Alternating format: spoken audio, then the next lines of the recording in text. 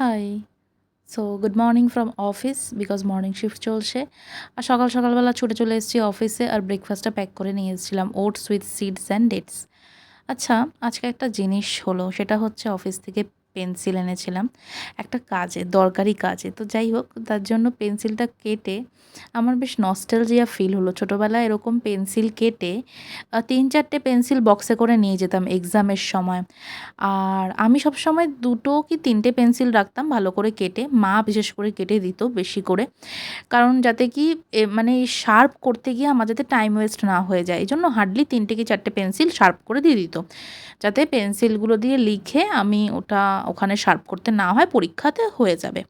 আর কেউ ছিল over smart, তারা দুদিক দিয়ে শার্প করে আনতো। মানে পেন্সিলের দুদিক দিয়ে লিখবে। তো যাই হোক, আমার না এখন অফিস থেকে বেরোনোর সময় হয়ে গেছে আর ৫ মিনিট বাকি। আমি ৫ মিনিট একটা সিনারি আঁকার চেষ্টা করছি, ঠিক আছে? যেটা কিনা খুবই জঘন্য হয়েছে। কিন্তু একটা জিনিস তোমাদের বলতে চাই বা একটা জিনিস আমি বুঝলাম, সেটা হচ্ছে ছোটোবেলা থেকেই না আমাদের বুঝিয়ে দেওয়া হয়েছে, যতই পেন্সিল ইউজ করো না কেন, রাবার দিয়ে মুছলে সেটা কিন্তু মোছে না।